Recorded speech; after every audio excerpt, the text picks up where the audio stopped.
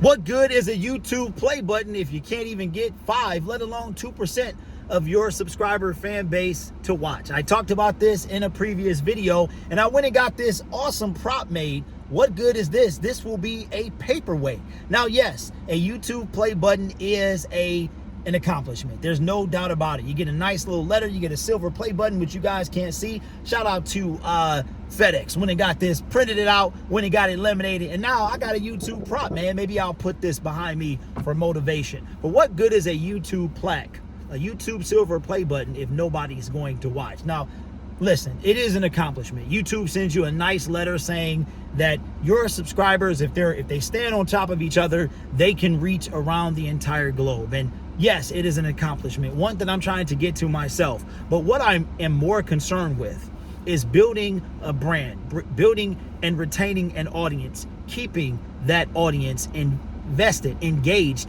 in what I am talking about. That even if I evolve, my audience will evolve with me.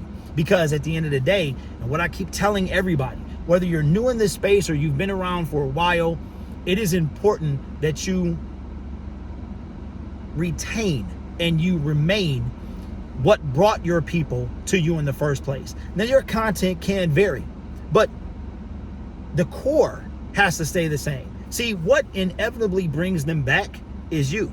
You can be talking about any particular thing. Now, yes, if you talk about one specific subject, your audience invested in that one subject, and now for one reason or another, you have moved on and began talking about other things. All of those people may not follow, but what you will get is you will get a core subscriber, viewer, fan base that will be invested in you no matter what you do. How many people want one of these?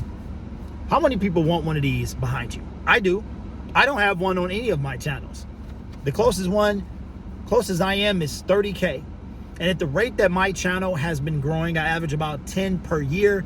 In about 7 years, I'll finally get one. There's been many times I thought that I was going to have a plaque. I tried to predict when I was going to have a plaque, but I tell you what, I would much rather have now 1,700 subscribers. Thank you guys so much for that.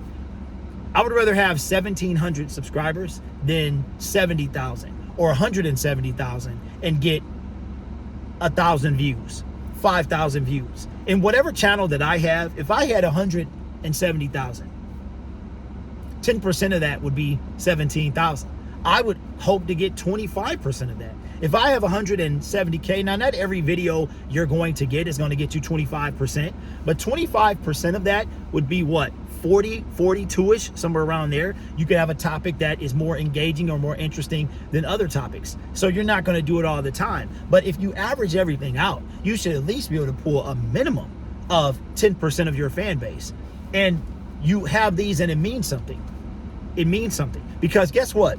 This here is not only for the creator, it is for the viewer as well. Because without them, you couldn't be there. Check this out.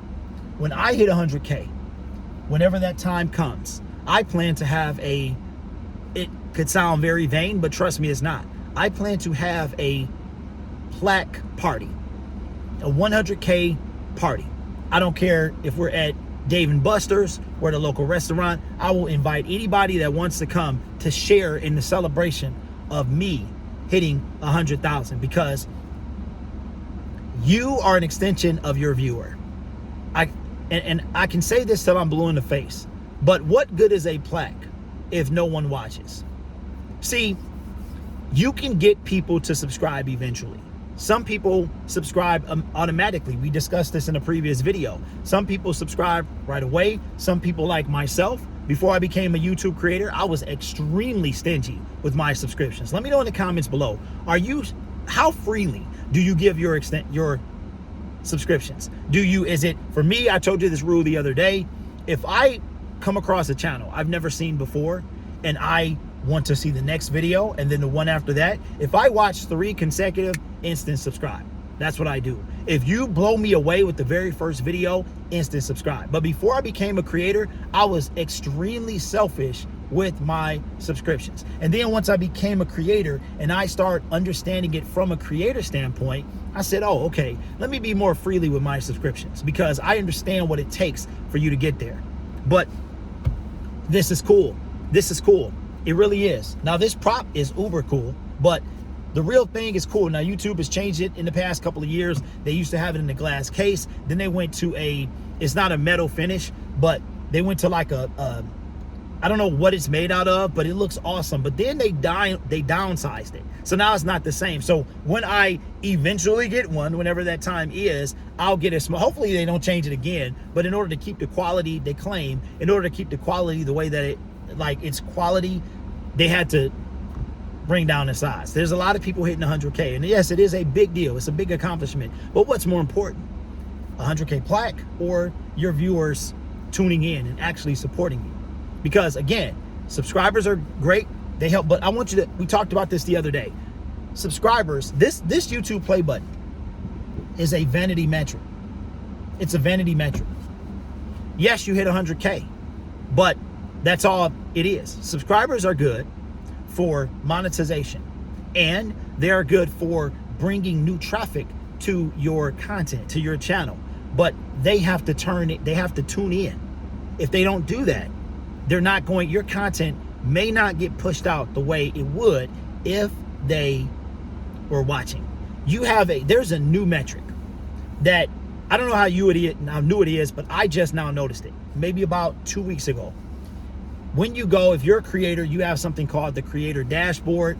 It's a separate app. If you're on your computer, you would go and select YouTube Studio.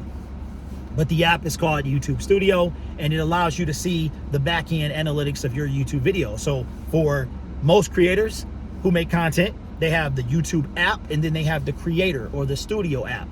And in the studio, it will tell you, and I just now noticed this, if you make content, if you've seen this before or you've seen it longer than I have, which has been 2 weeks, let me know, where it says under your top 10. So every 10 videos you release, YouTube will give you a ranking of the last 10 videos. So if you make a video 10 videos ago, and then you make the 11th video, the 10th video will be popped out, and then the 11th one will come in and add to the top 10.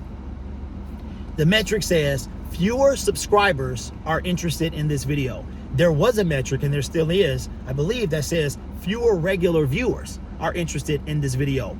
But a regular viewer doesn't necessarily mean it's a subscriber. But now the metric says, and we get things at different times, so you might see something before me and vice versa. But now it says fewer subscribers are watching this video, or fewer subscribers are watching for subscribers are watching for a shorter period of time. That's a new metric to me. I had never seen it before. And that's important, right? So subscribers are important for 100K plaque, getting monetization, and helping push your content out. But outside of that, you need views. You need views, right? Views are what pays the bills. Views are what helps your content, views, retention. Now, views aren't what help your content get pushed out there, but that's retention and engagement. Those two things will help your content get out there. But this here is a great achievement, but it is a vanity metric. And in some cases, it's going to be a paperweight for a lot of people. I had to pull in a different direction because the sun was just blaring through my windows. But don't let your YouTube play button, if that's what you want to get, don't let it be a metric. Don't let it be a paperweight, because it will be. It will be. Here's a good rule of thumb. If you are at 100K, how many views on average would you think you should get to consider yourself successful? If you hit 1 million, have you ever come across a channel and they have hundreds, if not millions of subscribers, and they can't even crack 10,000? For me, like I said, on average, if I have 100,000, I would on average want to at least garner 10K, at least 10%. If I can hit on average 25,000, and like I said, not every video is going to do that because it's topic based, it's viewer based, but that's where I would want to be. So let me know your thoughts in the comments below. All my creators out there, if you are working toward a successful YouTube channel, just remember, this is an awesome achievement, but you don't want it to be a paperweight.